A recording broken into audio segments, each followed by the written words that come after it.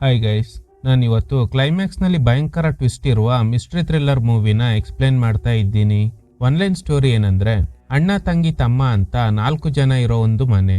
ಆ ಮನೇಲಿರೋ ಕನ್ನಡಿನೆಲ್ಲ ಕವರ್ ಮಾಡಿ ಇಟ್ಟಿರ್ತಾರೆ. ಯಾಕಂದ್ರೆ ಈ ಮನೇಲಿರೋರು ಯಾವುದೇ ಕಾರಣಕ್ಕೂ ಕನ್ನಡಿಗಳನ್ನ ನೋಡಲ್ಲ. ಸೊ ಹಾಗಾದ್ರೆ ಆ ಮನೇಲಿರೋ ಕನ್ನಡಿನಲ್ಲಿ ಏನಿದೆ, ಅವ್ರು ಯಾಕೆ ಕನ್ನಡಿನ ನೋಡಲ್ಲ, ಇದ್ರ ಹಿಂದೆ ಇರೋ ಮಿಸ್ಟ್ರಿ ಆದ್ರೂ ಏನು ಅನ್ನೋದೇ ಪೂರ್ತಿ ಕತೆ. ಚಿತ್ರದ ಹೆಸರು ಮ್ಯಾರೋಬೋನ್. 2017ರಲ್ಲಿ ತೆರೆ ಕಂಡಿದ್ದ ಸ್ಪ್ಯಾನಿಷ್ ಮಿಸ್ಟ್ರಿ ಥ್ರಿಲ್ಲರ್ ಚಿತ್ರ. ಜಾಕ್ ಅನ್ನುವ ವ್ಯಕ್ತಿ ಅವನ ಲೈಫಲ್ಲಿ ನಡೆದ ಘಟನೆಗಳನ್ನ ಡ್ರಾಯಿಂಗ್ ರೂಪದಲ್ಲಿ ಬರಿತಾ ಇದ್ದಾನೆ. ಈಗ ಇರೋ ಮನೆಗೆ ಇವರೆಲ್ಲ ಹೇಗ್ ಬಂದ್ರು ಅಂತ ಡ್ರಾಯಿಂಗ್ ನಲ್ಲಿದೆ. ಅದನ್ನ ಓದಕ್ ಶುರು ಮಾಡ್ತಾನೆ. ಮೊದ್ಲು ಇವರೆಲ್ಲ ಬೇರೆ ಕಡೆ ಇದ್ರು. ಈಗ ಇವ್ರ ತಾಯಿ ಚಿಕ್ಕ ವಯಸ್ಸಲ್ಲಿ ಬೆಳೆದ ಮನೆಗೆ ಮಕ್ಕಳನ್ನೆಲ್ಲ ಕರ್ಕೊಂಡ್ ಬರ್ತಾರೆ. ಇವನೇ ಜಾಕ್. ಇವನಿಗೆ 2 ಬ್ರದರ್ಸ್, ಬಿಲ್ಲಿ ಅಂಡ್ ಸ್ಯಾಮ್ ಅಂತ. ಅಂಡ್ ಜೇನ್ ಅನ್ನುವ ಒಬ್ಳು ತಂಗಿ ಕೂಡ ಇದ್ದಾಳೆ. ಸ್ಯಾಮ್ ಮೇಲ್ಗಡೆ ಇರೋ ಮಿರರ್ ನೋಡ್ತಾನೆ. ಅಲ್ಲಿ ಯಾರೋ ನಿಂತ್ಕೊಂಡಿರೋ ತರ ಇವನಿಗೆ ಕಾಣಿಸುತ್ತೆ. ಅಯ್ಯಯ್ಯೋ, ಅಲ್ಲಿ ಯಾರೋ ಇದ್ದಾರೆ ಅಂದಾಗ ಎಲ್ರಿಗೂ ಗಾಬರಿ ಆಗುತ್ತೆ. ಮೇಲ್ಗಡೆ ರೂಮಲ್ಲಿ ಇದ್ದ ಅವ್ರ ತಾಯಿ ಸ್ಕ್ರೀನ್ ನ ಸರ್ಸ್ದಾಗ್ಲೇ ಗೊತ್ತಾಗುತ್ತೆ ಅಲ್ಲಿರೋದು ಕೋಟ್ ಅಂತ. ಜಾಕ್ ಹೇಳ್ತಾನೆ, ಲೋ ಸ್ಯಾಮ್, ಅದು ಸ್ಟ್ಯಾಂಡಲ್ ಸಿಕ್ಸಿರೋ ಸಾಧಾರಣ ಕೋಟ್. ನಿನ್ನಿಂದ ನಾವು ಕೂಡ ಹೆದರ್ಬಿಟ್ವಿ ಅಂತ. ಮೇಲ್ಗಡೆ ಬಂದಾಗ ಅವ್ರ ತಾಯಿ ಎಲ್ರನ್ನೂ ನಿಲ್ಸಿ ಫ್ಲೋರ್ ಮೇಲೆ ಕಾಲಲ್ಲೇ ಗೆರೆ ಎಳಿತಾರೆ. ನಾವೆಲ್ಲ ತುಂಬಾ ಕಷ್ಟದಿಂದ ಜೀವ ಉಳಿಸ್ಕೊಂಡು ಇಲ್ಲಿಗೆ ಬಂದಿದ್ದೀವಿ. ಸೊ ನಾವೆಲ್ಲ ಇನ್ಮೇಲೆ ಹೊಸ ಜೀವನ ಶುರು ಮಾಡಬೇಕು. ಇನ್ಮೇಲೆ ನಮ್ಮ ಕುಟುಂಬದ ಹೆಸರು ಮ್ಯಾರೋಬೋನ್.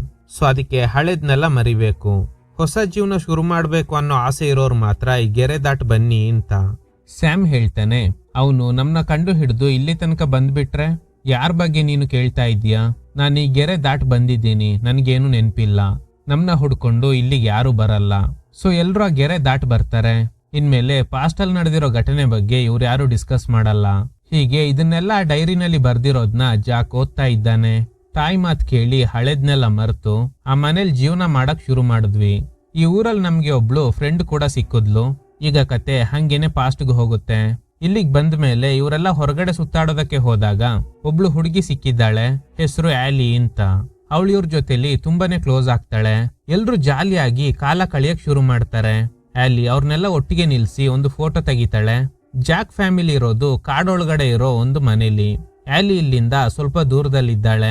ಸೊ ಪದೇ ಪದೇ ಮೀಟ್ ಆಗಕ್ ಆಗಲ್ಲ. ದಿನ ಕಳೆದಂತೆ ಜಾಕ್ ಅವ್ರ ತಾಯಿ ಆರೋಗ್ಯ ತುಂಬಾನೇ ಹಾಳಾಗುತ್ತೆ. ಜಾಕ್, ನಾನ್ ಸತ್ ಮೇಲೆ ನನ್ ಬಾಡಿನ ನಮ್ ತೋಟದಲ್ಲೇ ಹೂತಾಕು.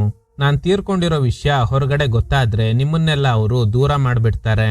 ಆಮೇಲೆ ನೀವು 4 ಜನ ದೂರ ಆಗಿ ಬೇರೆ ಬೇರೆ ಮನೇಲಿ ಬದುಕಬೇಕಾಗುತ್ತೆ. ಯಾಕಂದ್ರೆ ನಿಮ್ಮಲ್ಲಿ ದೊಡ್ಡವರು ಅಂತ ಯಾರು ಇಲ್ಲ. ಜಾಕ್, ನಿನಗೆ 21 ವರ್ಷ ಆಗ್ಬಿಟ್ರೆ ಸಾಕು. ನಿನ್ ತಂಗಿ ತಮ್ಮಂದಿರ್ನ ನಿನ್ ಜೊತೆಲೆ ಇರಿಸ್ಕೋಬಹುದು. ಸೊ ಅಲ್ಲಿ ತನಕ ನಾನ್ ತೀರ್ಕೊಂಡಿರೋ ವಿಷಯನ ಯಾರಿಗೂ ಹೇಳ್ಬೇಡ. ನಿಮ್ಗೆಲ್ಲ ಹೆಲ್ಪ್ ಆಗ್ಲಿ ಅಂತ ನಾನೊಂದು ಬಾಕ್ಸ್ ತಂದಿದ್ದೀನಿ. ಹೋಗೋದನ್ನ ಓಪನ್ ಮಾಡು. ಆ ಬಾಕ್ಸ್ ಜೊತೆಲಿ ಒಂದು ಲೆಟರ್ ಕೂಡ ಇದೆ. ಇದನ್ನ ನೋಡಿ ಜಾಕ್ಗೆ ತುಂಬಾನೇ ಕೋಪ ಬರುತ್ತೆ. ಇದು ಆ ವ್ಯಕ್ತಿದೆ ತಾನೇ? ಹಾಗಾದ್ರೆ ಇದು ಇಷ್ಟು ದಿನ ನಿಮ್ ಹತ್ರನೇ ಇತ್ತ? ಅಷ್ಟ್ರಲ್ಲಿ ಇವ್ರ ತಾಯಿ ತೀರ್ಕೊಬಿಡ್ತಾರೆ. ತಾಯಿ ಬರ್ದಿರೋ ಲೆಟರ್ನ ಜಾಕ್ ಓದಕ್ ಶುರು ಮಾಡ್ತಾನೆ. ಮಕ್ಕಳ ಬಗ್ಗೆ ಅವ್ರಿಗೆ ಏನ್ ಅನ್ಸಿರುತ್ತೋ ಅದನ್ನೇ ಲೆಟರ್ ನಲ್ಲಿ ಬರ್ದಿರ್ತಾರೆ. ತಾಯಿ ಡೆತ್ತಿಂದ ಎಲ್ರು ತುಂಬಾನೇ ಅಪ್ಸೆಟ್ ಆಗಿದ್ದಾರೆ. ಜಾಕ್ ಹೇಳ್ತಾನೆ, ನಾವು 4 ಜನ ಎಂತದೇ ಸಿಚುವೇಶನ್ ಬಂದ್ರೂ ಒಟ್ಟಿಗೆನೆ ಇರ್ಬೇಕು. ಎಲ್ರು ನನ್ ಜೊತೆಲೆ ಇರ್ತೀನಿ ಅಂತ ಪ್ರಾಮಿಸ್ ಮಾಡಿ. ಆಮೇಲೆ ಅವ್ರ ತಾಯಿ ಬಾಡಿನ ತೋಟದಲ್ಲೇ ಮಣ್ಣು ಮಾಡ್ತಾರೆ. ಸೊ ಇದನ್ನೆಲ್ಲ ಜಾಕ್ ಡೈರಿನಲ್ಲಿ ಬರ್ದಿದ್ದಾನೆ. ಮುಂದೆ ಏನೋ ಬರೆಯೋದಕ್ಕೆ ಟ್ರೈ ಮಾಡ್ತಾನೆ. ಆಗ ಜೇನ್ಗೆ ಗುಂಡಿನ ಶಬ್ದ ಕೇಳುತ್ತೆ. ನೋಡಿದ್ರೆ ಮನೆ ವಿಂಡೋ ಗ್ಲಾಸ್ ಬ್ರೇಕ್ ಆಗಿದೆ. ಅಂದ್ರೆ ಯಾರೋ ಶೂಟ್ ಮಾಡಿದ್ದಾರೆ. ದೂರದಲ್ಲಿ ಯಾರೋ ನಿಂತ್ಕೊಂಡಿದ್ದಾರೆ. ಆ ವ್ಯಕ್ತಿ ನೋಡಿ ಹೆದ್ರಿದ್ದ ಜೇನ್ ಜಾಕ್ ಅಂತ ಕಿರ್ಚ್ತಾಳೆ. ಡೈರಿ ಬರೀತಾ ಇದ್ದವನು ಅರ್ಧಕ್ಕೆ ನಿಲ್ಸಿ ಮೇಲ್ಗಡೆ ಓಡ್ ಬರ್ತಾನೆ. ಆಮೇಲೆ ಏನಾಯ್ತೋ ಗೊತ್ತಿಲ್ಲ. ಗನ್ನಲ್ಲಿ ವಿಂಡೋಗೆ ಶೂಟ್ ಮಾಡಿದ್ದು ಯಾರು? ಜೇನ್ ಯಾಕೆ ಆ ವ್ಯಕ್ತಿನ ನೋಡಿ ಹೆದ್ರು ಬಿಟ್ಲು? ಇದಕ್ಕೆಲ್ಲ ಉತ್ತರ ಸದ್ಯಕ್ಕಂತೂ ಗೊತ್ತಿಲ್ಲ. ಕೆಲವು ತಿಂಗಳ ನಂತರ ಸ್ಯಾಮ್ ಹಣ್ಣುಗಳನ್ನ ಕಿತ್ಕೊಂಡು ರೂಮ್ ಒಳಗಡೆ ಹೋಗುವಾಗ ಮನೇಲಿರೋ ದೊಡ್ಡ ಕನ್ನಡಿನ ಜಾಕ್ ಕ್ಲೋಸ್ ಮಾಡಿ ಇಟ್ಟಿದ್ದಾನೆ. ಆದ್ರೆ ಪೂರ್ತಿಯಾಗಿ ಕವರ್ ಆಗಿಲ್ಲ. ಹೆದ್ರಿದ್ದ ಸ್ಯಾಮ್ ಜಾಕ್ ಹತ್ರ ಓಡ್ತಾನೆ. ಜಾಕ್ ಕ್ಯಾಲೆಂಡರ್ ನಲ್ಲಿ ಡೇಟ್ ನ ಮಾರ್ಕ್ ಮಾಡ್ತಾ ಇದ್ದಾನೆ. ಡಿಸೆಂಬರ್ ತಿಂಗಳು ಬಂದ್ರೆ ಇವನಿಗೆ 21 ವರ್ಷ ಆಗುತ್ತೆ. ಈಗ ಜುಲೈ. ಇನ್ನು 5 ತಿಂಗಳು ಇವ್ರ ತಾಯಿ ಸತ್ತಿರೋ ವಿಷಯನ ಹೇಗಾದ್ರೂ ಹೈಡ್ ಮಾಡ್ಬೇಕು. ಸ್ಯಾಮ್ ಹೇಳ್ತಾನೆ, ಆ ಕನ್ನಡಿಗೆ ಕವರ್ ಮಾಡಿದ್ದ ಬಟ್ಟೆ ಸ್ವಲ್ಪ ಸರ್ಕೊಂಡಿದೆ. ಹಾಗಾದ್ರೆ ಆ ದೆವ್ವ ಮತ್ತೆ ಬಂದ್ಬಿಡುತ್ತಾ ಅಂತ. ಜೇನ್ ಅವನಿಗೆ ಸಮಾಧಾನ ಮಾಡ್ತಾಳೆ. ಇಷ್ಟು ದಿನ ಆ ದೆವ್ವ ಬಂದಿಲ್ಲ ತಾನೆ, ಸೊ ಇನ್ಮೇಲೂ ಬರಲ್ಲ. ಜಾಕ್ ಹೋಗಿ ಆ ಕನ್ನಡಿನ ಪೂರ್ತಿಯಾಗಿ ಕವರ್ ಮಾಡ್ತಾನೆ. ನೀನೇನು ಚಿಂತೆ ಮಾಡಬೇಡ ಅಂತ. ಈ ಮನೆ ತುಂಬಾನೇ ಹಳೇದು. ಮರದ ಗೋಡೆ ಆಗಿರೋದ್ರಿಂದ ಅದನ್ನೆಲ್ಲ ತೂತು ಮಾಡಿ ಒಂದು ರಾಕುನ್ ಬರುತ್ತೆ. ಹೇ, ನೀನ್ ಬಂದ್ಬಿಟ್ಯಾ? ನಾನ್ ನಿನಗೋಸ್ಕರ ಫುಡ್ ತಂದಿದ್ದೀನಿ ಅಂತ ಸ್ಯಾಮ್ ಹೇಳ್ತಾನೆ. ಜಾಕ್ ಹೋಗಿ ಆ ಕನ್ನಡಿನ ಪೂರ್ತಿಯಾಗಿ ಕವರ್ ಮಾಡ್ತಾನೆ. ಕವರ್ ಮಾಡಿ ಸೀಲಿಂಗ್ ನೋಡುವಾಗ ಒಂದು ಕಡೆ ಕಪ್ಪಾಗಿದೆ. ಮೇಲ್ಗಡೆ ಆಟಿಕ್ ನಲ್ಲಿ ಏನೋ ಸೋರಿರೋದ್ರಿಂದ ಈ ತರ ಆಗಿದೆ ಅನ್ಸುತ್ತೆ. ಜಾಕ್ ಮೇಲ್ಗಡೆ ಹೋಗೋದಕ್ಕೆ ಟ್ರೈ ಮಾಡ್ತಾನೆ. ಆದ್ರೆ ಆಟಿಕ್ ರೂಮ್ಗೆ ಹೋಗೋ ಡೋರ್ನ ಇಟ್ಟಿಗೆ ಸಿಮೆಂಟ್ ಹಾಕಿ ಬ್ಲಾಕ್ ಮಾಡಿದ್ದಾರೆ. ಇದನ್ನೆಲ್ಲ ಯಾರು ಮಾಡಿರೋದು ಅಂತ ಗೊತ್ತಿಲ್ಲ. ಜಾಕ್ ಮಾತ್ರ ಹೊರಗಡೆ ಹೋಗಿ ಬೇಕಾದ ವಸ್ತುಗಳನ್ನ ತಗೊಂಡ್ ಬರ್ತಾ ಇರ್ತಾನೆ. ಯಾಕಂದ್ರೆ ಉಳಿದವ್ರನ್ನ ಕೂಡ ಜೊತೆಲಿ ಕರ್ಕೊಂಡು ಹೋದ್ರೆ ಇವರೆಲ್ಲ ಸೀಕ್ರೆಟ್ ಆಗಿರೋ ಜಾಗದ ಬಗ್ಗೆ ಎಲ್ರಿಗೂ ಗೊತ್ತಾಗ್ಬಿಡುತ್ತೆ ಅಂತ. ಜಾಕ್ ಹೋದ್ಮೇಲೆ ಇವ್ರ ಹತ್ರ ಒಂದು ಮ್ಯಾಪ್ ಇದೆ. ಸೊ ಅವನು ಇದೇ ದಾರಿನಲ್ಲೇ ಕಾಡೊಳಗಡೆ ಹೋಗ್ತಾನೆ ಅಂತ ಗೆಸ್ ಮಾಡ್ತಾರೆ. ಇವರು ಮನೇಲೆ ಕೇಕ್ ಮಾಡಿ ಅದನ್ನ ಟೌನ್ ನಲ್ಲಿ ಮಾರಾಟ ಮಾಡ್ತಾ ಇರ್ತಾರೆ. ಜಾಕ್ ಯಾವ ಅಂಗಡಿಗೆ ಕೇಕ್ಗಳನ್ನ ಮಾರಾಟ ಮಾಡ್ತಾನೋ ಆ ಅಂಗಡಿ ಓನರ್ ಕೇಳ್ತಾರೆ, ನಿಮ್ ತಾಯಿಯಲ್ಲಿ ತುಂಬಾ ದಿನಗಳಿಂದ ಕಾಣಿಸ್ತಾ ಇಲ್ವಲ್ಲ? ಅವ್ರಿಗೆ ಹುಷಾರಿಲ್ಲ, ಅದಕ್ಕೆ ಅವರು ಬೆಡ್ ರೆಸ್ಟ್ ಮಾಡ್ತಾ ಇದ್ದಾರೆ. ನೆಕ್ಸ್ಟ್ ಒಂದು ಲೈಬ್ರರಿಗೆ ಹೋಗ್ತಾನೆ. ಅಲ್ಲೇ ಆಲಿ ವರ್ಕ್ ಮಾಡ್ತಾ ಇದ್ದಾಳೆ. ಜಾಕ್ ಹಾಗೇನೆ ಆಲಿ ಲವ್ ಮಾಡ್ತಾ ಇದ್ದಾರೆ. ಆಗ ಅಲ್ಲಿಗೆ ಒಬ್ರು ಲಾಯರ್ ಬರ್ತಾರೆ. ಇವ್ರಿಗೆ ಆಲಿ ಮೇಲೆ ಒಂದು ಕಣ್ಣು. ಅವಳಿಗೆ ಗಿಫ್ಟ್ ಎಲ್ಲ ಕೊಟ್ಟು ಪಟಾಯಿಸೋದಕ್ಕೆ ಟ್ರೈ ಮಾಡ್ತಾ ಇದ್ದಾರೆ. ಟ್ರಿಗರ್ ಆಗಿದ್ದ ಜಾಕ್ ಬೇಕು ಅಂತಾನೆ ಟೇಬಲ್ ನ ಜೋರಾಗಿ ತಳ್ತಾನೆ. ಶಬ್ದ ಕೇಳಿ ಲಾಯರ್ ಜಾಕ್ ಹತ್ರ ಬರ್ತಾರೆ. ಹೋ ಜಾಕ್, ನೀನ್ ಇಲ್ಲಿದ್ಯಾ? ನಿಮ್ ಜಾಗನ ನಿಮ್ ತಾಯಿ ಹೆಸರಿಗೆ ಚೇಂಜ್ ಮಾಡೋ ಪ್ರೋಸೆಸ್ ಕಂಪ್ಲೀಟ್ ಆಗಿದೆ. ನನ್ ಫೀಸ್ $200. ಚೆಕ್ ರೆಡಿ ಮಾಡಿ ಇಟ್ಕೋ. ನಾನ್ ನೇರವಾಗಿ ಬಂದು ನಿಮ್ ತಾಯಿ ಹತ್ರ ಸೈನ್ ಮಾಡಿಸ್ಕೋಬೇಕು. ಸರ್, ನಮ್ ತಾಯಿ ಆರೋಗ್ಯ ಸರಿ ಇಲ್ಲ. ನೀವು ಡಾಕ್ಯುಮೆಂಟ್ಸ್ ಕೊಟ್ರೆ ನಾನೇ ಸೈನ್ ಮಾಡಿಸ್ಕೊಂಡ್ ಬರ್ತೀನಿ. ಜಾಕ್, ಇದು ಲ್ಯಾಂಡಿಗೆ ಸಂಬಂಧಪಟ್ಟ ವಿಷಯ. ನಾನು ನಿಮ್ ತಾಯಿನ ಮೀಟ್ ಆದ್ಮೇಲೆನೆ ಪ್ರಾಸೆಸ್ ಕಂಪ್ಲೀಟ್ ಆಗುತ್ತೆ. ಇವನಿಗೆ ಏನ್ ಮಾಡ್ಬೇಕು ಅಂತಾನೆ ಗೊತ್ತಾಗ್ತಾ ಇಲ್ಲ. ಈ ವಿಷಯನ ಮನೆಗ್ ಬಂದು ಬ್ರದರ್ಸ್ ಹಾಗೇನೆ ಸಿಸ್ಟರ್ಗೆ ಹೇಳ್ತಾನೆ. ಅವರಿಗೂ ಪ್ಯಾನಿಕ್ ಆಗುತ್ತೆ. ಅಷ್ಟೇ ಅಲ್ಲದೆ ಲಾಯರ್ ಫೀಸ್ ಕೊಡೋಕೆ $200 ಬೇಕು. ಆದ್ರೆ ಅಷ್ಟೊಂದು ಹಣ ಇವ್ರ ಹತ್ರ ಇಲ್ಲ. ಸೊ ಈಗ ನಮ್ಗೆ ಆ ಬಾಕ್ಸ್ ಬೇಕು. ಜೇನ್ ಹೇಳ್ತಾಳೆ, ಆ ಬಾಕ್ಸ್ ಮಾತ್ರ ಬೇಡ, ಬೇರೆ ಏನಾದ್ರೂ ಐಡಿಯಾ ಇದೆಯಾ ನೋಡೋಣ. ನಾವೆಲ್ಲ ಒಟ್ಟಿಗೆ ಇರೋದಕ್ಕೋಸ್ಕರ ನಾನು ಏನ್ ಬೇಕಾದ್ರೂ ಮಾಡ್ತೀನಿ. ಬಿಲ್ಲಿ, ನೀನೋಗಿ ಆ ಬಾಕ್ಸ್ ತಗೊಂಡ್ ಬಾ. ಸೊ ಬಿಲ್ಲಿ ಅಲ್ಲಿಂದ ದೂರದಲ್ಲಿರೋ ಗುಹೆ ಒಳಗಡೆ ಹೋಗಿ ಒಂದು ಬಾಕ್ಸ್ ನ ತಗೊಂಡ್ ಬರ್ತಾನೆ. ಇದೇ ಬಾಕ್ಸ್ ನ ಜಾಕ್ ನೋಡಿ, ಈ ಬಾಕ್ಸ್ ನಿಮ್ ಹತ್ರನೇ ಇದೆಯಾ ಅಂತ ಅವ್ರ ತಾಯಿ ಹತ್ರ ಕೇಳಿರ್ತಾನೆ. ಆದ್ರೆ ಆ ಬಾಕ್ಸ್ ಹೇಗೆ ಆ ಗುಹೆ ಒಳಗಡೆ ಹೋಯ್ತು ಅಂತ ಗೊತ್ತಿಲ್ಲ. ಬಿಲ್ಲಿ ಮನೆಗ್ ಬಂದ ಮೇಲೆ ಆ ಬಾಕ್ಸ್ ನ ಓಪನ್ ಮಾಡ್ತಾರೆ. ಅದ್ರೊಳಗಡೆ ತುಂಬಾ ದುಡ್ಡಿದೆ. ಆದ್ರೆ ಅದೆಲ್ಲ ಪೌಂಡ್ಸ್ ಅಲ್ಲಿ ಇದೆ, ಡಾಲರ್ಸ್ ಅಲ್ಲ. ನಾಳೆ ಲಾಯರ್ ಬಂದಾಗ ಇದನ್ನೇ ಕೊಟ್ರೆ ಆಯ್ತು ಅಂತ ಪ್ಲಾನ್ ಮಾಡ್ತಾರೆ. ತಾಯಿ ತೀರ್ಕೊಂಡಿರೋದ್ರಿಂದ ಅವ್ರ ತಾಯಿ ಸೈನ್ ಮಾಡ್ಬೇಕು. ಅದಕ್ಕೆ ಜೇನ್ ಅವ್ರ ತಾಯಿ ತರನೇ ಸೈನ್ ಹಾಕೋದಕ್ಕೆ ಪ್ರಾಕ್ಟೀಸ್ ಮಾಡ್ತಾಳೆ. ಹಾಗೇನೆ ಅವ್ರ ತಾಯಿ ಬದುಕಿದ್ದಾರೆ ಅನ್ನೋದನ್ನ ಪ್ರೂವ್ ಮಾಡೋಕೆ ಅವ್ರ ಬಟ್ಟೆಗಳನ್ನ ಹೊರಗಡೆ ಒಣಗಾಕ್ತಾರೆ. ಲಾಯರ್ನ ಒಳಗಡೆ ಕರೆಸಿ ಮಾತಾಡ್ಸಿದ್ರೆ ಸರಿಯಾಗಲ್ಲ ಅಂತ ಹೊರಗಡೆ ಚೇರ್ ಎಲ್ಲ ಹಾಕಿ ಸೆಟ್ ಮಾಡ್ತಾರೆ. ಅಷ್ಟೇ ಅಲ್ಲದೆ ಪ್ಲಾನ್ ಬಿ ಕೂಡ ಇದೆ. ಜೇನ್ ಲೆಮನ್ ಸೋಡಾ ರೆಡಿ ಮಾಡ್ತಾಳೆ. ಅದರಲ್ಲಿ ಬಿಲ್ಲಿ ಟ್ಯಾಬ್ಲೆಟ್ ನ ಮಿಕ್ಸ್ ಮಾಡ್ತಾನೆ. 2 ಜ್ಯೂಸ್ ಇದೆ, ಒಂದ್ರಲ್ಲಿ ಮಾತ್ರ ನಾನು ಮಿಕ್ಸ್ ಮಾಡಿದ್ದೀನಿ. ಇದನ್ನ ಕುಡಿದ್ರೆ ಲಾಯರ್ ಕತೆ ಮುಗಿಯುತ್ತೆ ಅಂತ. ಲಾಯರ್ ಬಂದಾಗ ಅವ್ರನ್ನ ಹೊರಗಡೆ ಕೂರಿಸ್ತಾರೆ. ಹೊರಗಡೆ ಬಟ್ಟೆಗಳು ಒಣಗ್ತಾ ಇರೋದ್ ನೋಡಿ ಇವ್ರ ತಾಯಿ ಇಲ್ಲೇ ಇದ್ದಾರೇನೋ ಅಂತ ಅನ್ಕೋತಾರೆ. ಲಾಯರ್ ಫೀಸ್ ಕೇಳಿದಾಗ ಜಾಕ್ ಕ್ಯಾಶ್ ಕೊಡ್ತಾನೆ. ಅದು ಕೂಡ ಪೌಂಡ್ಸ್ ಅಲ್ಲಿ. ಏನಿದು ಪೌಂಡ್ಸ್ ಅಲ್ಲಿ ಇದೆಯಲ್ಲ, ನಮ್ ಹತ್ರ ಈಗ ಪೌಂಡ್ಸ್ ಮಾತ್ರ ಇದೆ. ಡಾಲರ್ಗಿಂತ ಪೌಂಡ್ಸ್ ಬೆಲೆನೇ ಜಾಸ್ತಿ ಅಲ್ವಾ? ಸರಿ, ಓಕೆ ಜಾಕ್, ನಾನು ನಿಮ್ ತಾಯಿನ ಭೇಟಿಯಾಗಿ ಸೈನ್ ಮಾಡಿಸ್ಕೋಬಹುದಾ? ಇರಿ 1 ನಿಮಿಷ ಅಂತ ಬಿಲ್ಲಿ ರೆಡಿ ಮಾಡಿದ್ದ ಲೆಮನ್ ಸೋಡಾನ ತಗೊಂಡ್ ಬರ್ತಾನೆ. ಟೋಟಲ್ 2 ಗ್ಲಾಸ್ ಇದೆ. ಒಂದ್ರಲ್ಲಿ ವಿಷ ಇದೆ, ಇನ್ನೊಂದ್ರಲ್ಲಿ ನಾರ್ಮಲ್ ಜ್ಯೂಸ್. ಪ್ಲಾನ್ ಏನಂದ್ರೆ ತಾಯಿ ಆರೋಗ್ಯ ಸರಿ ಇಲ್ಲ, ನಾನೋಗಿ ಸೈನ್ ಹಾಕ್ಸ್ಕೊಂಡ್ ಬರ್ತೀನಿ ಅಂದಾಗ ಲಾಯರ್ ಒಪ್ಕೊಂಡ್ರೆ ನಾರ್ಮಲ್ ಜ್ಯೂಸ್, ಇಲ್ಲ ಅಂದ್ರೆ ವಿಷ ಇರೋದು ಕೊಟ್ಟು ಅವನ್ ಕತೆ ಮುಗಿಸೋದೆ. ಆದ್ರೆ ಲಾಯರ್ ಸರಿ ಓಕೆ ಅಂತ ಡಾಕ್ಯುಮೆಂಟ್ ಕೊಟ್ಟು ಕಳಿಸ್ತಾರೆ.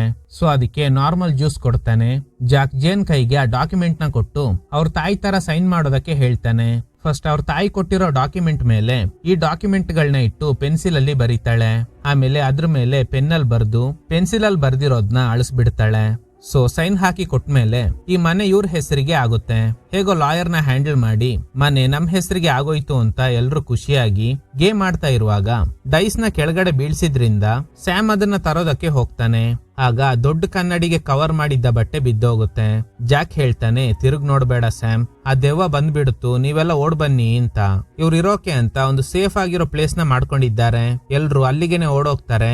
ಜಾಕ್ ಮಾತ್ರ ಹೋಗಿ ಆ ಕನ್ನಡಿನ ಕ್ಲೋಸ್ ಮಾಡ್ತಾನೆ. ಹಾಗೇನೆ ಸೀಲಿಂಗ್ ಹೊಡೆದೋಗಿದೆ. ಮೇಲ್ಗಡೆ ಇರೋ ಆಟಿಕ್ ಕಾಣಿಸ್ತಾ ಇದೆ. ಟಾರ್ಚ್ ಹಾಕಿ ಮೇಲ್ಗಡೆ ಏನಿದೆ ಅಂತ ಚೆಕ್ ಮಾಡ್ತಾನೆ. ಆಗ ಅಲ್ಲಿ ಯಾವ್ದೋ ಆತ್ಮ ನಡ್ಕೊಂಡು ಹೋಗ್ತಿದೆ. ಗಾಬರಿಯಾಗಿ ಕೆಳಗಡೆ ಬಿದ್ದೋಗ್ತಾನೆ. ಎಚ್ಚರಿಕೆ ಆದಾಗ ಬ್ರದರ್ಸ್ ಹಾಗೇನೆ ಸಿಸ್ಟರ್ ಜೊತೆಲಿ ಸೇಫ್ ಜಾಗದಲ್ಲಿ ಇದ್ದಾನೆ. ಜೇನ್ ಹೇಳ್ತಾಳೆ, ನಾನ್ ಹೇಳ್ದೆ ತಾನೆ ಆ ಬಾಕ್ಸ್ ಅಲ್ಲಿರೋ ದುಡ್ಡನ್ನ ಯೂಸ್ ಮಾಡೋದ್ ಬೇಡ ಅಂತ. ಅದನ್ನ ಯೂಸ್ ಮಾಡಿದ್ರಿಂದನೇ ಹೀಗೆಲ್ಲ ನಡೀತಾ ಇದೆ. ನಮ್ಗೆ ಬೇರೆ ದಾರಿ ಇಲ್ಲ. ಉಳಿದಿರೋ ದುಡ್ಡು ಹಾಗೇನೆ ಬಾಕ್ಸ್ ನ ಅವನಿಗೇನೆ ಕೊಟ್ಬಿಡೋಣ ಅಂತ. ಬಿಲ್ಲಿ ಮನೆ ಮೇಲ್ಗಡೆ ಇರೋ ಚಿಮ್ನಿ ಕೆಳಗಡೆ ಈ ಬಾಕ್ಸ್ ನ ಹಾಕಿದ್ರೆ ಅದು ಆಟಿಕ್ ಒಳಗಡೆ ಬೀಳುತ್ತೆ. ಸೊ ಆ ಬಾಕ್ಸ್ ನ ಅಲ್ಲೇ ಬಿಸಾಡ್ತಾನೆ. ಲಾಯರ್ ಆಲಿಗೆ ಡ್ರಾಪ್ ಕೊಡೋ ನೆಪದಲ್ಲಿ ಕಾರಲ್ಲಿ ಹತ್ಸ್ಕೊಂಡು, ಆಲಿ ನೀನು ಜಾಕ್ ಜೊತೆಲಿ ಕ್ಲೋಸ್ ಆಗಿದ್ಯಾ ಅಂತ ನನಗ್ ಗೊತ್ತು. ನಿನಗೆ ಅವ್ರ ತಂದೆ ಬಗ್ಗೆ ಗೊತ್ತಾ? ಹಾ, ನನಗ್ ಗೊತ್ತು. ಅವರು ತುಂಬಾ ಡೇಂಜರಸ್ ಅಂತೆ, ಜಾಕ್ ಹೇಳ್ತಿದ್ದ. ಅವ್ರ ಅಪ್ಪನ ಬಗ್ಗೆ ಈ ಊರಿನ ಜನರಿಗೆ ಗೊತ್ತಾದ್ರೆ ಅವ್ರಗಳನ್ನೆಲ್ಲ ಯಾರು ಕೂಡ ಹತ್ರನೂ ಬಿಟ್ಕೊಳ್ಳೋದಿಲ್ಲ. ಅವನ್ ಕೊಡ್ತಿದ್ದ ಟಾರ್ಚರ್ ತಡಿಯೋಕಾಗ್ದೆ ಅವರೆಲ್ಲ ಲಂಡನ್ ಇಂದ ಇಲ್ಲಿಗೆ ಬಂದಿದ್ದಾರೆ.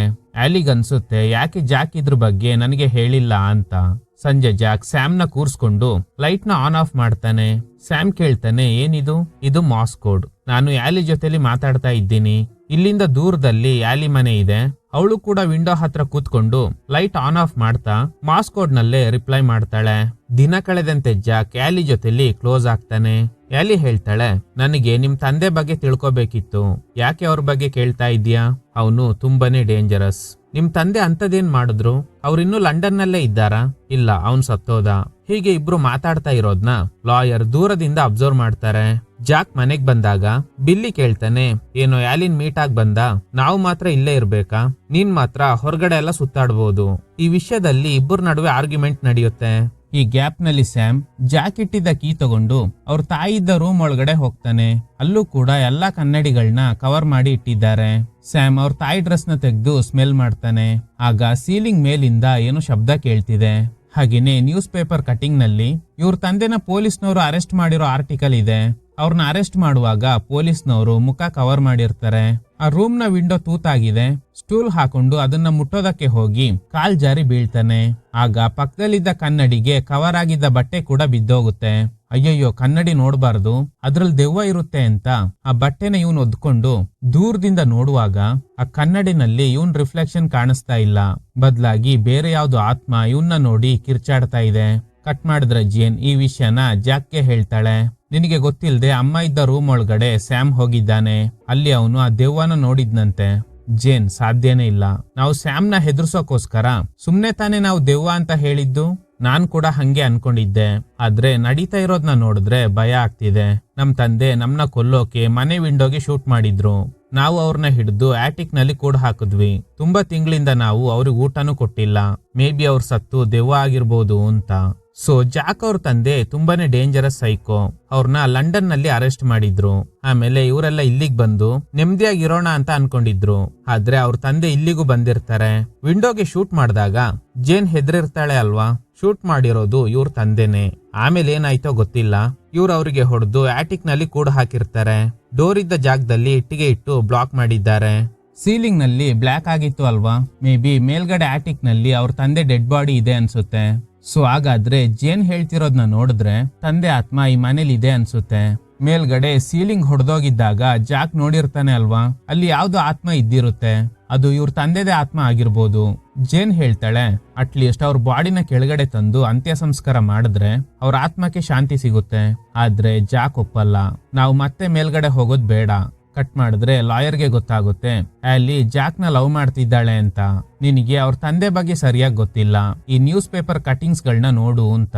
ಈಗ್ಲೇ ಗೊತ್ತಾಗುತ್ತೆ ಜಾಕ್ ಅವ್ರ ತಂದೆ ಒಬ್ಬ ಸೀರಿಯಲ್ ಕಿಲ್ಲರ್. ತುಂಬಾ ಜನರನ್ನ ಸಾಯಿಸಿದ್ದಾನೆ.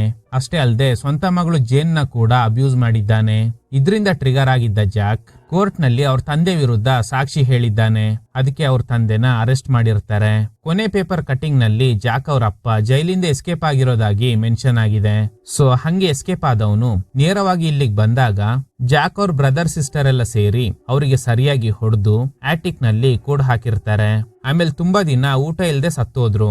ಇದು ಸ್ಯಾಮ್ಗೆ ಗೊತ್ತಾಗ್ಬಾರ್ದು ಅಂತ ಅಲ್ಲಿ ದೆವ್ವ ಇದೆ ಅಂತ ಹೇಳಿ ಮಿರರ್ ನ ಕವರ್ ಮಾಡಿರ್ತಾರೆ. ಆದ್ರೆ ಈಗ ಅವ್ರ ಅಪ್ಪನ ಆತ್ಮ ಇವ್ರಿಗೆ ಡಿಸ್ಟರ್ಬ್ ಮಾಡೋದಕ್ ಶುರು ಮಾಡಿದೆ. ಒಂದಿನ ಸ್ಯಾಮ್ ಸಾಕಿದ್ದ ರಾಕೂನ್ ಮನೆ ಒಳಗಡೆ ಇರೋ ತೂತ್ಗಳಲ್ಲಿ ಓಡಾಡ್ತಾ ಇದೆ. ಜೇನ್, ಏನ್ ನಿನಗೆ ಹೊಟ್ಟೆ ಹಸಿತಾ ಇದೆಯಾ ಅಂತ ತೂತೊಳಗಡೆ ಕೈ ಹಾಕಿ ಫುಡ್ ಕೊಡ್ತಾಳೆ. ಆಗ ಬೇರೊಂದು ಕೈ ಬಂದು ಇವಳನ್ನ ಮುಟ್ಟುತ್ತೆ. ಗಾಬರಿಯಾಗಿದ್ದ ಜೇನ್ ಓಡೋಗ್ತಾಳೆ. ಈ ಕಡೆ ಲಾಯರ್ ಒಂದು ಡಾಕ್ಯುಮೆಂಟ್ ನ ನೋಡ್ತಾ ಜಾಕ್ ಅವ್ರ ತಾಯಿ ಸೈನ್ ಹಾಕಿರೋದ್ನ ಚೆಕ್ ಮಾಡ್ತಾನೆ. ಆಗ್ಲೇ ಗೊತ್ತಾಗುತ್ತೆ ಪೆನ್ಸಿಲ್ ನಲ್ಲಿ ಬರೆದು ಆಮೇಲೆ ಅಳಿಸಿದ್ದಾರೆ. ಮೇ ಬಿ ಹುಷಾರಿಲ್ದೆ ಇರೋದ್ರಿಂದ ಈ ತರ ಸೈನ್ ಹಾಕಿರ್ಬೋದಾ ಅಂತ ಯೋಚನೆ ಮಾಡ್ತಾರೆ. ಆಗ ಒಂದು ಕಾಲ್ ಬರುತ್ತೆ. ಇವರಿಗೆ ಒಂದು ಕಂಪ್ನಿನಲ್ಲಿ ಜಾಬ್ ಸಿಕ್ಕಿದೆ. ಆದ್ರೆ ಈಗ ಇವ್ರನ್ನ ಕಂಪ್ನಿಯವರು ಎಂಪ್ಲಾಯ್ ಆಗಿ ತಗೊಳ್ಳೋದಕ್ ರೆಡಿ ಇಲ್ಲ. ಯಾಕಂದ್ರೆ ಈಗ ಅವ್ರ ಹತ್ರನೇ ಹಣ ಇಲ್ವಂತೆ. ನೀವು ನಮ್ಗೆ ಹಣ ಕೊಟ್ರೆ ನಮ್ ಕಂಪ್ನಿ ಶೇರ್ ಅಲ್ಲಿ ನಿನ್ಗೂ ಶೇರ್ ಕೊಡ್ತೀವಿ, ಸುಮ್ನೆ ಪಾರ್ಟ್ನರ್ ಆಗ್ಬಿಡು ಅಂತ. ಇದು ಒಳ್ಳೆ ಆಫರ್ ಆಗಿದ್ರುನು ಇವ್ರ ಹತ್ರ ಅಷ್ಟೊಂದು ದುಡ್ಡಿಲ್ಲ. ಕೋಪದಲ್ಲಿ ಫೈಲ್ಸ್ ನೆಲ್ಲ ಬಿಸಾಡ್ದಾಗ ಒಂದು ಪೇಪರ್ ಕಟಿಂಗ್ ಸಿಗುತ್ತೆ. ಜಾಕ್ ಅವ್ರ ತಂದೆ ಒಂದು ಜಾಗದಿಂದ 10,000 ಪೌಂಡ್ಸ್ ನ ಕಳ್ತನ ಮಾಡಿದ್ದಾರೆ. ಆ ದುಡ್ಡು ಇಲ್ಲಿ ತನಕ ಸಿಕ್ಕಿಲ್ಲ ಅಂತ ಬರ್ದಿದೆ. ಸೊ ಹಾಗಾದ್ರೆ ಜಾಕ್ ನನಗೆ 200 ಪೌಂಡ್ಸ್ ಕೊಟ್ಟ. ಆ ದುಡ್ಡು ಎಲ್ಲಿಂದ ಬಂತು? ಈ 10,000 ಪೌಂಡ್ಸ್ ಅಲ್ಲೇ ನನಗೆ ಕೊಟ್ಟಿರ್ಬೋದು. ಖಂಡಿತ ಅವ್ರ ಹತ್ರ ಜಾಸ್ತಿ ಹಣ ಇದೆ. ಹೇಗಾದ್ರೂ ಕಿತ್ಕೋಬೇಕು ಅಂತ ಪ್ಲಾನ್ ಮಾಡಿ ಜಾಕ್ ಅವ್ರ ಮನೆಗ್ ಬಂದು, ನಿಮ್ ತಾಯಿ ತರನೇ ಸೈನ್ ಮಾಡಿದ್ದೀರಾ ಅಲ್ವಾ ಸರ್, ನಾನು ಹೇಳಿದ್ರುನು ನಿಮ್ಗೆ ಅರ್ಥ ಆಗಲ್ಲ. ನನಗೆ ಅರ್ಥ ಆಗೋದು ಬೇಡ. ನನಗೆ ಈಗ ಹಣ ಬೇಕು ಸರ್. ನಮ್ ಹತ್ರ ದುಡ್ಡಿಲ್ಲ. ನಿಮ್ಮ ಅಪ್ಪ ಕದ್ದಿರೋ 10,000 ಪೌಂಡ್ಸ್ ನಿಮ್ ಹತ್ರನೇ ಇದೆ ಅಲ್ವಾ? ಅದರಿಂದ ತೆಗ್ದು ನನಗೆ 200 ಪೌಂಡ್ಸ್ ಕೊಟ್ಟಿದ್ಯಾ? ನಾಳೆ ನಾನು ಇಲ್ಲಿಗೆ ಬಂದಾಗ ಆ ದುಡ್ಡೆಲ್ಲ ನನಗೆ ಬೇಕು. ಇಲ್ಲ ಅಂದ್ರೆ ನಿಮ್ ತಂದೆ ಬಗ್ಗೆ ಇಡೀ ಊರಿನ ಜನರಿಗೆ ಹೇಳ್ಬಿಡ್ತೀನಿ. ಜನರಿಗೆ ವಿಷಯ ಗೊತ್ತಾದ್ರೆ ಗೊತ್ತಲ್ಲ, ನೀವೆಲ್ಲ ಇಲ್ಲಿ ಇರಕ್ ಆಗಲ್ಲ. ಜಾಕ್ ಈ ವಿಷಯನ ಬ್ರದರ್ಸ್ ಹಾಗೇನೆ ಸಿಸ್ಟರ್ಗೆ ಹೇಳ್ದಾಗ ಇವ್ರಿಗೆಲ್ಲ ತುಂಬಾನೇ ಭಯ ಆಗುತ್ತೆ. ಯಾಕಂದ್ರೆ ಈಗ ಹಣ ಇರೋ ಬಾಕ್ಸ್ ನ ಆಟಿಕ್ ಒಳಗಡೆ ಹಾಕಿದ್ದಾರೆ. ಅಲ್ಲಿ ಇವ್ರ ತಂದೆದ ಆತ್ಮ ಇದೆ ಅಂತ ಇವ್ರಿಗೆಲ್ಲ ಭಯ ಆಗುತ್ತೆ. ಬಿಲ್ಲಿ ಧೈರ್ಯ ಮಾಡಿ ಆ ಚಿಮ್ನಿ ಮುಖಾಂತರ ಹಗ್ಗ ಹಾಕಿ ಕೆಳಗಡೆ ಇಳಿದು ಆ ಬಾಕ್ಸ್ ನ ಹುಡುಕ್ತಾ ಇದ್ದಾನೆ. ಆಕ್ಚುಲಿ ಇವನು ಆ ದಿನ ಅದನ್ನ ಇಲ್ಲಿ ಬಿಸಾಡ್ದಾಗ ಆ ಬಾಕ್ಸ್ ಇಲ್ಲೇ ಇತ್ತು, ಆದ್ರೆ ಈಗ ಕಾಣಿಸ್ತಾ ಇಲ್ಲ. ಬಿಲ್ಲಿ ಹುಡುಕ್ತಾ ಇರುವಾಗ ಸ್ಯಾಮ್ಸ್ ಹಾಕಿದ್ದ ರಾಕೂನ್ ಸತ್ತೋಗಿದೆ. ಅದನ್ನ ಯಾರೋ ತಿಂದು ಬಿಟ್ಟಿದ್ದಾರೆ. ಕೊನೆಗೂ ಆ ಪೆಟ್ಟಿಗೆ ಸಿಗುತ್ತೆ. ಅದನ್ನ ತಗೊಂಡು ಹೋಗ್ಬೇಕು ಅನ್ನೋ ಅಷ್ಟ್ರಲ್ಲಿ ಅವ್ರ ತಂದೆ ಅಲ್ಲಿ ಇದ್ದಾರೆ. ನೋಡೋಕೆ ದೆವ್ವದ ತರನೇ ಇದ್ದಾರೆ. ಹೆದ್ರಿದ್ದ ಬಿಲ್ಲಿ ಹಗ್ಗ ಹಿಡ್ಕೊಂಡು ಮೇಲ್ಗಡೆ ಹತ್ತಕ್ಕೆ ಟ್ರೈ ಮಾಡ್ತಾನೆ. ಆಗ ಇವ್ರಪ್ಪ ಹಗ್ಗ ಹಿಡಿದು ಕೆಳಗಡೆ ಎಳಿತಾ ಇದ್ದಾರೆ. ಆಗ ಸೈಡಲ್ಲಿದ್ದ ತಂತಿ ಚುಚ್ಚಿ ಇವನ್ ಹೊಟ್ಟೆಗೆ ಗಾಯ ಆಗುತ್ತೆ. ಅವನ್ ಹತ್ರ ಇದ್ದ ಚಾಕುಯಿಂದ ಹಗ್ಗನ ಕಟ್ ಮಾಡಿ ಮೇಲ್ಗಡೆ ಬರ್ತಾನೆ. ಆದ್ರೆ ಬಾಕ್ಸ್ ಕೆಳಗಡೆ ಬಿದ್ದೋಗುತ್ತೆ. ಅವನ್ ಹೊಟ್ಟೆಗೆ ಗಾಯ ಆಗಿರೋದ್ ನೋಡಿ ಜಾಕ್ಗೆ ತುಂಬಾನೇ ಭಯ ಆಗುತ್ತೆ. ಚಿಮ್ನಿ ಮುಖಾಂತರ ಇಳಿದು ಆ ಬಾಕ್ಸ್ ನಲ್ಲಿರೋ ದುಡ್ಡನ್ನ ತಗೊಂಡ್ ಬರ್ಬೇಕು ಅಂತ ಟ್ರೈ ಮಾಡ್ದೆ, ಆದ್ರೆ ಆಗ್ಲಿಲ್ಲ. ಇನ್ನೊಂದು ವಿಷಯ ಗೊತ್ತಾ, ನಮ್ಮ ಅಪ್ಪ ಇನ್ನೂ ಸತ್ತಿಲ್ಲ, ಅವ್ರು ಜೀವಂತವಾಗೇ ಇದ್ದಾರೆ. ಇದನ್ ಕೇಳಿ ಎಲ್ರಿಗೂ ಶಾಕ್ ಆಗುತ್ತೆ. ಇಷ್ಟು ದಿನ ಊಟ ತಿಂಡಿ ಇಲ್ದೆ ಹೇಗ್ ಜೀವಂತವಾಗಿರೋದಕ್ ಸಾಧ್ಯ? ಯಾರ್ ಹೇಳಿದ್ದು ಅವ್ರೇನು ತಿಂದಿಲ್ಲ ಅಂತ? ಕೈಗೆ ಸಿಕ್ಕಿದ್ನೆಲ್ಲ ತಿಂದಿದ್ದಾರೆ. ಇಲಿ ಪಕ್ಷಿಗಳು, ಕೊನೆಗೆ ಸ್ಯಾಮ್ಸ್ ಹಾಕಿದ್ದ ರಾಕುನ್ನ ಕೂಡ ಕೊಂದು ತಿಂದಿದ್ದಾರೆ. ಇದನ್ ಕೇಳಿ ನಂಬೋಕಾಗ್ದೆ ಜಾಕ್ಗೆ ಪ್ಯಾನಿಕ್ ಅಟ್ಯಾಕ್ ಬರುತ್ತೆ. ಜೇನ್ ಅವನಿಗೆ ಸಮಾಧಾನ ಮಾಡ್ತಾಳೆ. ನಮ್ಮಿಂದ ಏನು ಮಾಡಕ್ಕಾಗಲ್ಲ, ನಮ್ಗೆ ಹೆಲ್ಪ್ ಬೇಕು. ಹ್ಯಾಲಿಗೆ ಈ ವಿಷಯನ ಹೇಳಿದ್ರೆ ಅವಳು ನಮ್ಗೆ ಹೆಲ್ಪ್ ಮಾಡ್ತಾಳೆ ಅಂತ. ಈಗ ಮಾಸ್ಕೋಡ್ ನಲ್ಲೇ ಲೈಟ್ ಆನ್ ಆಫ್ ಮಾಡಿ ಮೆಸೇಜ್ ನ ಕಳಿಸ್ತಾನೆ. ಹ್ಯಾಲಿ ಅದನ್ನ ಡಿಕೋಡ್ ಮಾಡಿದಾಗ ಇವರೆಲ್ಲ ಫಸ್ಟ್ ಟೈಮ್ ಮೀಟ್ ಆಗಿದ್ದ ಜಾಗಕ್ಕೆ ನಾಳೆ ಬಾ ಅಂತ ಹೇಳಿದ್ದಾನೆ ಅನ್ನೋದು ಗೊತ್ತಾಗುತ್ತೆ. ಹ್ಯಾಲಿ ನೆಕ್ಸ್ಟ್ ಡೇ ಆ ಜಾಗಕ್ಕೆ ಬರ್ತಾಳೆ. ಅಲ್ಲಿ ಯಾರು ಇಲ್ಲ. ಜಾಕ್ ಬರ್ದಿದ್ದ ಡೈರಿ ಮಾತ್ರ ಇದೆ. ಹ್ಯಾಲಿ ಅದನ್ನ ಓದಕ್ ಶುರು ಮಾಡ್ತಾಳೆ. ಈ ಕಡೆ ಲಾಯರ್ ಹಣ ಈಸ್ಕೊಳ್ಳೋದಕ್ಕೆ ಜಾಕ್ ಮನೆ ಹತ್ರ ಬಂದಾಗ ಅಲ್ಲಿ ಯಾರು ಇರಲ್ಲ. ಹೇ ಜಾಕ್, ನನಗೆ ಹಣ ಬೇಕು. ಆದ್ರೆ ಆ ಕಡೆಯಿಂದ ನೋ ರೆಸ್ಪಾನ್ಸ್. ಅದಕ್ಕೆ ಮನೆ ಒಳಗಡೆ ಹೋಗಿ ಇಲ್ಲೇನಾದ್ರೂ ಹಣ ಇಟ್ಟಿರ್ಬೋದಾ ಅಂತ ಹುಡುಕ್ತಾ ಇದ್ದಾರೆ. ಒಂದು ರೂಮ್ ಪೂರ್ತಿ ಬರೀ ಕನ್ನಡಿಗಳೇ ತುಂಬಿದೆ. ಮೇ ಬಿ ಕನ್ನಡಿ ಅಂದ್ರೆ ಇವ್ರಿಗೆ ಅಲರ್ಜಿ ಅನ್ಸುತ್ತೆ ಅನ್ಕೊಂಡು ಆಟಿಕ್ ಹತ್ರ ಹೋಗ್ತಾರೆ. ಆದ್ರೆ ಡೋರ್ ಇರೋ ಜಾಗದಲ್ಲಿ ಇಟ್ಟಿಗೆ ಇಟ್ಟು ಕ್ಲೋಸ್ ಮಾಡಿದ್ದಾರೆ. ಮೇ ಬಿ ಇದ್ರೊಳಗಡೆನೆ ದುಡ್ಡನ್ನ ಬಚ್ಚಿಟ್ಟಿರ್ಬೋದು ಅಂತ ಆ ಡೋರ್ ನ ಹೊಡೆದು ಒಳಗಡೆ ಹೋಗ್ತಾರೆ. ಅಲ್ಲಿ ನೋಡಿದ್ರೆ ಯಾವ್ದೋ ಡೆಡ್ ಬಾಡೀಸ್ ನ ಕವರ್ ಮಾಡಿ ಇಟ್ಟಿದ್ದಾರೆ. ಲಾಯರ್ ಬಟ್ಟೆನ ತೆಗಿತಾರೆ. ಇವ್ರಿಗೆ ಶಾಕ್ ಆಗುತ್ತೆ. ಈ ಕಡೆ ಡೈರಿ ಓದ್ತಾ ಇರುವ ಆಲಿಗ್ ಗೊತ್ತಾಗುತ್ತೆ ಅವರೆಲ್ಲ ಹೇಗೆ ಖುಷಿಯಾಗಿದ್ರು, ಹಾಗೇನೆ ಜಾಕ್ ಆಲಿನ ಎಷ್ಟು ಇಷ್ಟಪಡ್ತಾನೆ ಅಂತ. ಹಾಗೇನೆ ಒಂದು ಘಟನೆ ಬಗ್ಗೆನೂ ಬರ್ದಿದ್ದಾನೆ. ಜೇನ್ ರೂಮ್ ನಲ್ಲಿ ಇದ್ದಾಗ ಯಾರೋ ವಿಂಡೋಗೆ ಶೂಟ್ ಮಾಡಿರ್ತಾರೆ. ದೂರದಲ್ಲಿ ಯಾರೋ ನಿಂತ್ಕೊಂಡಿರೋದ್ ನೋಡಿ ಇವಳು ಜಾಕ್ ನ ಕರೆದಿರ್ತಾಳೆ. ಅಲ್ಲಿಗೆ ಬಂದಿರೋದು ಜಾಕ್ ಅವ್ರ ತಂದೆನೆ. ಜಾಕ್ ಇವ್ರನ್ನೆಲ್ಲ ಆಟಿಕ್ ಒಳಗಡೆ ಕಳಿಸಿ ನೀವೆಲ್ಲ ಇಲ್ಲೇ ಸೇಫ್ ಆಗಿರಿ, ನಾನೋಗಿ ಅವ್ರನ್ನ ಹ್ಯಾಂಡಲ್ ಮಾಡ್ತೀನಿ ಅಂತ ಜಾಕ್ ಹೊರಗಡೆ ಬಂದಿರ್ತಾನೆ. ಜಾಕ್ಗೆ ಗೊತ್ತು ಅವ್ರಪ್ಪ ದುಡ್ಡಿಗೋಸ್ಕರನೇ ಬಂದಿದ್ದಾರೆ ಅಂತ. ಆ ದುಡ್ಡಿರೋ ಬಾಕ್ಸ್ ನ ತಗೊಂಡೋಗಿ, ಈ ಬಾಕ್ಸ್ ಗೋಸ್ಕರನೇ ತಾನೇ ನೀನ್ ಬಂದಿರೋದು, ಗನ್ನ ಎಲ್ಲಾದ್ರೂ ದೂರ ಇಟ್ಟು ಬೇರೆ ಜಾಗಕ್ಕೆ ಹೋಗು, ನಾನು ಅಲ್ಲಿಗೆ ಬಂದು ನಿನಗೆ ಈ ಬಾಕ್ಸ್ ಕೊಡ್ತೀನಿ. ಅವರಪ್ಪ ಗನ್ನ ಅಲ್ಲೇ ಇಟ್ಟು ಗುಹೆ ತರ ಇರೋ ಜಾಗಕ್ಕೆ ಹೋಗ್ತಾರೆ. ಜಾಕ್ ಅಲ್ಲಿಗೆ ಹೋಗಿ, ಈ ದುಡ್ಡು ತಾನೇ ನಿನಗ್ ಬೇಕು, ತಗೋ, ಮತ್ತೆ ನಮ್ಗೆ ಹಿಂಸೆ ಕೊಡ್ಬೇಡ. ಅವರಪ್ಪ ಇವನಿಗೇನೆ ಸರಿಯಾಗಿ ಹೊಡಿತಾರೆ. ನನ್ನ ಪೊಲೀಸಿಗೆ ಸಿಕ್ಸಿರೋ ನಿಮ್ಮನ್ನೆಲ್ಲ ಸುಮ್ನೆ ಬಿಡಲ್ಲ ಅಂತ.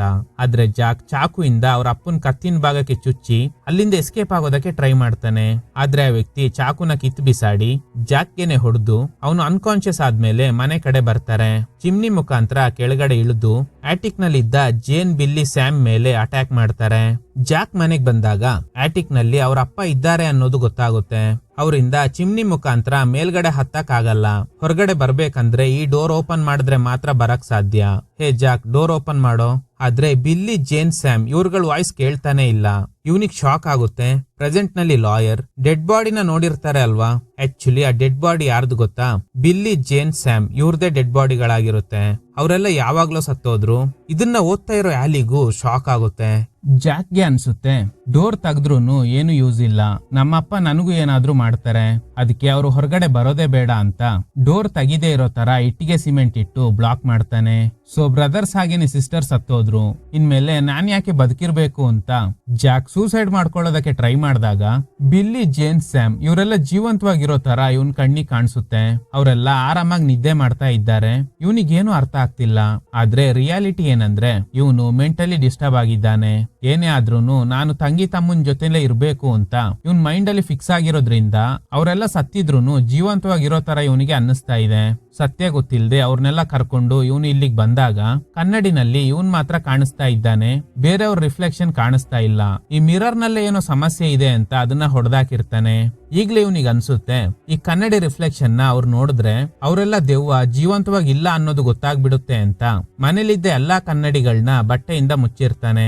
ಸೊ ಆಟಿಕ್ ನಲ್ಲಿ ಸಿಗಾಕೊಂಡಿರೋ ಇವ್ರಪ್ಪ ಇಲಿಗಳನ್ನ ತಿಂದು ಜೀವಂತವಾಗಿದ್ದಾರೆ. ಇನ್ನು ಜಾಕ್ ಇಲ್ದೇ ಇರೋ ಬ್ರದರ್ಸ್ ಹಾಗೇನೆ ಸಿಸ್ಟರ್ ಜೀವಂತವಾಗಿದ್ದಾರೆ ಅನ್ನೋ ಭ್ರಮೇಲ್ ಬದುಕ್ತಾ ಇದ್ದಾನೆ. ಸೊ ಡಾಕ್ಯುಮೆಂಟ್ ಅಲ್ಲಿ ಸೈನ್ ಹಾಕಿದ್ದು ಜೇನ್ ಅಲ್ಲ, ಅದು ಜಾಕ್. ಆಮೇಲೆ ಚಿಮ್ನಿ ಮುಖಾಂತರ ಬಾಕ್ಸ್ ತರೋದಕ್ಕೆ ಹೋಗಿದ್ದು ಕೂಡ ಬಿಲ್ಲಿ ಅಲ್ಲ, ಅದು ಜಾಕ್. ಇದನ್ನೆಲ್ಲ ಡೈರಿ ಓದಿ ತಿಳ್ಕೊಂಡಿದ್ದ ಆಲಿ ಮನೆಗ್ ಬರ್ತಾಳೆ. ಅಲ್ಲಿ ಲಾಯರ್ ನ ಬ್ಯಾಗ್ ಇದೆ. ಹಾಗೇನೆ ಮೇಲ್ಗಡೆ ಬರುವಾಗ ಒಂದ್ ಕಡೆ ಜಾಕ್ ಕೂತ್ಕೊಂಡು ಜೇನ್, ಬಿಲ್ಲಿ, ಸ್ಯಾಮ್ ತರ ಬೇರೆ ಬೇರೆ ವಾಯ್ಸ್ ಅಲ್ಲಿ ಮಾತಾಡ್ತಾ ಇದ್ದಾನೆ. ಸೊ ಅವನಿಗೆ ಮಲ್ಟಿಪಲ್ ಪರ್ಸನಾಲಿಟಿ ಡಿಸಾರ್ಡರ್ ಅನ್ನೋ ಕಾಯಿಲೆ ಇದೆ. ಈಗ ಜಾಕ್ ಜೇನ್ ತರ ಮಾತಾಡ್ತಾ ಇದ್ದಾನೆ. ಹ್ಯಾಲಿನ್ ನೋಡಿ ನೀನೆ ಜಾಕ್ ನ ಜೋಪಾನವಾಗಿ ನೋಡ್ಕೋಬೇಕು ಅಂತ ಅಲ್ಲಿ ಅವನ್ ಮುಖಕ್ಕೆ ಕೈ ಇಟ್ಟು ಜೇನ್ ಅಂದಾಗ ತಕ್ಷಣ ಜಾಕ್ ಅವನ್ ಐಡೆಂಟಿಟಿಗೆ ಬರ್ತಾನೆ. ಇವನಿಗೆ ಗೊತ್ತಿದೆ ಅವರೆಲ್ಲ ಆತ್ಮಗಳು ಅಥವಾ ಭ್ರಮೆ ಆಗಿರ್ಬೋದು. ಆದ್ರೆ ಒನ್ಸ್ ಹೊರಗಿನವರು ಮನೆಗ್ ಬಂದ್ಬಿಟ್ರೆ ಜೇನ್, ಬಿಲ್ಲಿ, ಸ್ಯಾಮ್ ಅವರೆಲ್ಲ ನನ್ನ ಹತ್ರ ಬರಲ್ಲ ಅಂತ. ಸೊ ಅದಕ್ಕೆ ಆಲಿ ನೀನ್ ಇಲ್ಲಿಂದ ಹೋಗು, ನೀನ್ ಇಲ್ಲಿದ್ರೆ ಅವ್ರು ನನ್ನ ಹತ್ರ ಬರಲ್ಲ ಅಂತ ಅಳ್ತಾ ಇದ್ದಾನೆ. ಆಲಿ ಇವನಿಗೆ ತೊಂದರೆ ಕೊಡೋದ್ ಬೇಡ ಅಂತ ಆಟಿಕ್ ನಲ್ಲಿ ಏನೋ ಶಬ್ದ ಕೇಳಿ ಮೇಲ್ಗಡೆ ಬರ್ತಾಳೆ. ಅಲ್ಲಿ ಸತ್ತೋಗಿರೋ ಬಿಲ್ಲಿ, ಸ್ಯಾಮ್, ಜೇನ್ ಅವ್ರ ಡೆಡ್ ಬಾಡಿನ ನೋಡ್ತಾಳೆ. ಅಲ್ಲಿ ನೋಡಿದ್ರೆ ಲಾಯರ್ ಸಾವು ಬದುಕಿನ ನಡುವೆ ಹೋರಾಟ ಮಾಡ್ತಾ ಇದ್ದಾರೆ. ಅಲ್ಲಿ ಯಾರು ನಿಮ್ಗೆ ಹೀಗ್ ಮಾಡಿದ್ದು ಅಂತ ಕೇಳ್ತಾಳೆ. ಆಗ ಜಾಕ್ ಅವ್ರ ತಂದೆ ಡೋರ್ನ ಕ್ಲೋಸ್ ಮಾಡಿ ಹೈಡ್ ಆಗ್ತಾರೆ. ಆಲಿ ಕೂಡ ಹೈಡ್ ಆಗ್ತಾಳೆ. ಆಮೇಲೆ ನೀನ್ ಯಾಕೆ ಹೈಡ್ ಆಗಿದ್ಯಾ, ನಾನ್ ನಿನ್ಗೆ ಹೆದ್ರಲ್ಲ, ಹೊರಗಡೆ ಬಾ. ಹೀಗೆ ಅಲ್ಲಿ ಮಾತಾಡ್ತಾ ಇರೋದು ಕೆಳಗಡೆ ಇರೋ ಜಾಕ್ಗೂ ಕೇಳುತ್ತೆ. ಈಗ ಅವನು ಜಾಕ್ ಆಗೇ ಇದ್ದಾನೆ. ಜೇನ್, ಬಿಲ್ಲಿ, ಸ್ಯಾಮ್ ಅವ್ರಗಳ ಇಮ್ಯಾಜಿನೇಷನ್ ಬರ್ತಾನೆ ಇಲ್ಲ. ಜಾಕ್ ಅವ್ರ ಅಪ್ಪ ಬಂದಾಗ ನೀನ್ ಕೊಂದಿರೋ ಜೇನ್, ಸ್ಯಾಮ್, ಬಿಲ್ಲಿ ಅವ್ರಗಳ ವಾಯ್ಸ್ ನಿನ್ಗೆ ಕೇಳ್ತಿದೆ ಅಂತ ನನಗ್ ಗೊತ್ತು, ಯಾಕಂದ್ರೆ ಆ ವಾಯ್ಸ್ ಗಳು ನನಗೂ ಕೇಳ್ತಿದೆ. ಅವ್ರು ಇನ್ನೂ ಸತ್ತಿಲ್ಲ, ಸತ್ತಿರೋದು ನೀನ್ ಮಾತ್ರ ಅಂತ ಅವನ್ನ ಕನ್ಫ್ಯೂಸ್ ಮಾಡ್ತಾಳೆ. ಟ್ರಿಗರ್ ಆಗಿದ್ದ ಇವನು ಆಲಿ ಮೇಲೆ ಅಟ್ಯಾಕ್ ಮಾಡೋದಕ್ಕೆ ಬಂದಾಗ ಆಲಿ ಜಾಕ್ ನ ಕರೆಯೋ ಬದಲು ಜೇನ್, ಬಿಲ್ಲಿ, ಸ್ಯಾಮ್ ಅಂತ ಕರೀತಾಳೆ. ಆಗ ಜಾಕ್ ಒಳಗಡೆ ಮತ್ತೆ ಆ ಕ್ಯಾರೆಕ್ಟರ್ ಗಳು ಬಂದು ಬಿಡುತ್ತೆ. ಜಾಕ್ ಬಿಲ್ಲಿಯಾಗಿ ಬದಲಾಗಿ ಹೇ ಜಾಕ್ ಇದನ್ನ ನಾನ್ ನೋಡ್ಕೋತೀನಿ ಅಂತ ಗನ್ ತಗೊಂಡು ಮೇಲ್ಗಡೆ ಬಂದು ಅವ್ರ ಅಪ್ಪನಿಗೆ ಶೂಟ್ ಮಾಡ್ತಾನೆ. ಕಟ್ ಮಾಡಿದ್ರೆ ಆಲಿ ಜೇಕ್ ನ ಒಂದು ಸೈಕ್ಯಾಟ್ರಿಸ್ಟ್ ಹತ್ರ ಕರ್ಕೊಂಡು ಹೋಗಿರ್ತಾಳೆ. ಡಾಕ್ಟರ್ ಹೇಳ್ತಾರೆ ಜಾಕ್ಗೆ ಮಲ್ಟಿಪಲ್ ಪರ್ಸನಾಲಿಟಿ ಡಿಸಾರ್ಡರ್ ಅನ್ನೋ ಕಾಯಿಲೆ ಇದೆ, ಅದು ಗುಣ ಆಗ್ಬೇಕಂದ್ರೆ ಈ ಮೆಡಿಸಿನ್ ಗಳನ್ನ ತಗೋಬೇಕು, ಆಗ್ಲೇ ಅವನು ನಾರ್ಮಲ್ ಆಗ್ತಾನೆ ಅಂತ. ಇವರಿಬ್ರು ತುಂಬಾನೇ ಖುಷಿಯಾಗಿದ್ದಾರೆ. ಆಲಿ ಫಸ್ಟ್ ಟೈಮ್ ತೆಗ್ದಿದ್ದ ಫೋಟೋನ ಇವನಿಗೆ ಗಿಫ್ಟ್ ಆಗಿ ಕೊಡ್ತಾಳೆ. ಆಲಿ ಡಾಕ್ಟರ್ ಕೊಟ್ಟಿದ್ದ ಟ್ಯಾಬ್ಲೆಟ್ ಗಳನ್ನ ಜಾಕ್ಗೆ ಕೊಟ್ಟೇ ಇಲ್ಲ, ಯಾಕಂದ್ರೆ ಅವನಿಗೆ ತಮ್ಮಂದಿರೋ ಹಾಗೇನೆ ತಂಗಿ ಜೊತೆ ಇರ್ಬೇಕು ಅನ್ನೋ ಆಸೆ ಇತ್ತು. ಆ ಭ್ರಮೇಲೆ ಅವನು ಸಂತೋಷವಾಗಿದ್ದ. ಈಗ ಒನ್ಸ್ ರಿಯಾಲಿಟಿ ಅರ್ಥ ಆಗ್ಬಿಟ್ರೆ ಲೈಫ್ ಲಾಂಗ್ ಅದೇ ಚಿಂತೆಲೆ ಬದುಕ್ತಾನೆ. ಅದ್ರ ಬದಲು ಟ್ಯಾಬ್ಲೆಟ್ ನ ಕೊಡದೆ ಹೋದ್ರೆ ಅದೇ ಭ್ರಮೇಲೆ ಖುಷಿಯಾಗಿರ್ತಾನೆ. ನೀನೇನ್ ಚಿಂತೆ ಮಾಡ್ಬೇಡ, ಅವರೆಲ್ಲ ಬರ್ತಾರೆ, ನಾನು ಒಳಗಡೆ ಇರ್ತೀನಿ ಅಂತ ಹೇಳಿ ಆಲಿ ಅಲ್ಲಿಂದ ಹೋಗ್ತಾಳೆ. ದೂರದಲ್ಲಿ ಬಿಲ್ಲಿ, ಸ್ಯಾಮ್, ಜೇನ್ ಇವರೆಲ್ಲ ಬರ್ತಿರೋ ತರ ಇವನಿಗೆ ಕಾಣಿಸುತ್ತೆ. ಇವನು ಫುಲ್ ಖುಷಿಯಾಗಿದ್ದಾನೆ. ಸೊ ಅವನಿಗೆ ಆ ಮಲ್ಟಿಪಲ್ ಪರ್ಸನಾಲಿಟಿ ಡಿಸಾರ್ಡರ್ ಅನ್ನುವ ಕಾಯಿಲೆ ಮತ್ತೆ ಬಂದ್ಬಿಡ್ತು. ಇದ್ರೊಂದಿಗೆ ಈ ಚಿತ್ರ ಎಂಡ್ ಆಗುತ್ತೆ. Okay guys, thanks for watching. ಈ ತರದ ಥ್ರಿಲ್ಲಿಂಗ್ ವಿಡಿಯೋಗಳಿಗಾಗಿ ನಮ್ ಸಿನಿಮಾ ಫ್ಯಾಕ್ಟ್ಸ್ ಚಾನಲ್ ನ ತಪ್ಪದೆ ಸಬ್ಸ್ಕ್ರೈಬ್ ಮಾಡಿ. ಪಕ್ಕದಲ್ಲಿರೋ ಬೆಲ್ ಐಕನ್ ನ ಪ್ರೆಸ್ ಮಾಡಿ ಆಲ್ ನೋಟಿಫಿಕೇಶನ್ ಗಳನ್ನ ಆನ್ ಮಾಡಿ ಇಟ್ಕೊಳ್ಳಿ.